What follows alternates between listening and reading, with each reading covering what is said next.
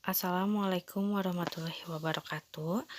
Saya Desi Melati dari kelas B2 2019 PGSD, IKIP Sebagai Bandung. Di sini saya akan menjelaskan tentang program remedial dan juga pengayaan.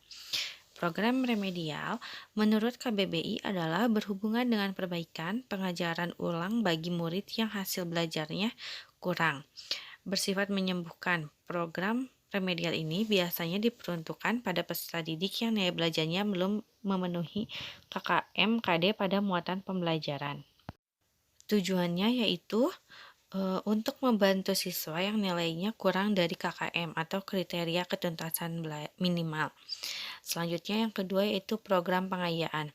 Program pengayaan adalah kegiatan yang diberikan kepada peserta didik yang memiliki hasil belajar yang memenuhi KKM KD pada muatan pembelajaran.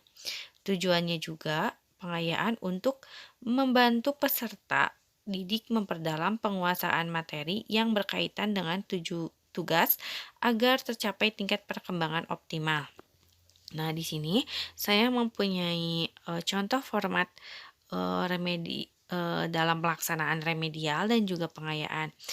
Misalkan di sini saya mempunyai anak kelas 6 dengan jumlah murid yaitu 22 orang, yang dimana 7 orang di remedial dan yang sisanya tidak di remedial. Di sini ada format remedial test. Di sini saya mengambil mata pelajaran IPA kelas 6 semester 1. Lalu ada KKM-nya atau kriteria ketuntasan minimalnya yaitu 65 dan di sini saya mengambil kompetensi dasar 3.1. Saya menuliskan ada 7 anak yang hasil belajarnya tidak sesuai dengan KKM yaitu atau di bawah 65. Nah, di sini ada format nilai sebelum remedial. Saya tuliskan dulu nilai-nilai mereka yang memang di bawah KKM. Lalu sudah itu saya memberikan lagi remedial atau memberikan lagi materi kepada mereka dengan bentuk tes. Lalu sesudah dibentuk tes, saya mencantumkan nilai dari hasil sesudah tes.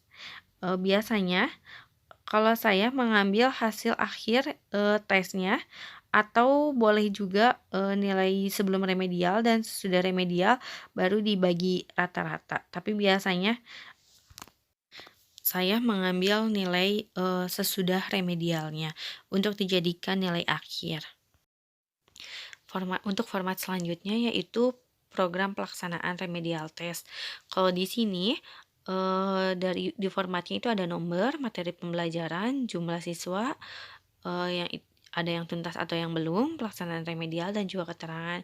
Di sini jangan lupa dituliskan lagi KD-nya yang 3.1, lalu materi pembelajarannya harus ditulis.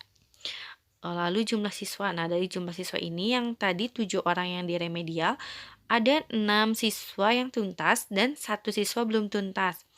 Lalu ada pelaksanaan remedial. Pelaksanaan remedialnya yaitu pada tanggal berapa atau pada hari apa. Seperti itu. Lalu untuk selanjutnya yaitu ada program pengayaan. Untuk program pengayaan juga sama, kita harus menuliskan daftar peserta didik. Nah, tadi saya mengambil mata pembelajaran IPA, lalu di program pengayaannya juga saya mengambil yang IPA. Jadi kita tuliskan nama anak-anak yang mereka sudah mampu atau sudah sesuai dengan KKM yang diberikan oleh sekolah atau sudah di atas KKM. Nah, misalkan di sini ada nomor peserta didik, nilai pengayaan 1, nilai pengayaan 2, nilai pengayaan 3, dan nilai pengayaan 4, serta jumlah dan juga rata-rata.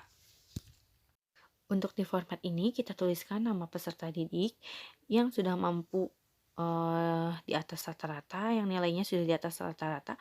Lalu kita tulis hasil nilai dari pengayaan satunya. Misalkan Agita pengayaan satunya 70,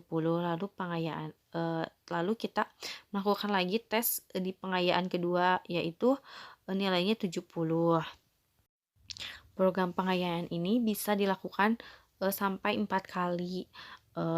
Jika dirasa cukup, anak sudah mampu semuanya dalam mengikuti pembelajaran atau nilainya sudah di atas KKM, boleh hanya 2 pengayaan, tapi lebih baiknya ada 3 atau 4 kali pengayaan. Lalu dijumlahkan hasil pengayaannya lalu dibagi rata-rata.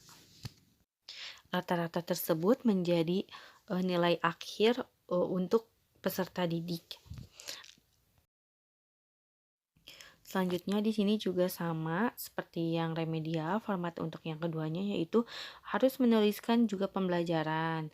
Nah, pembelajarannya juga ditulis misalkan 1 sampai 5, lalu pelaksanaan pengayaannya juga harus ditulis tanggalnya tanggal berapa, lalu keterangannya. Misalnya di keterangan ini kita tulis tuntas atau sudah mengikuti program pelaksanaan pengayaan. Terima kasih, mohon maaf bila banyak kekurangan. Semoga video ini bermanfaat.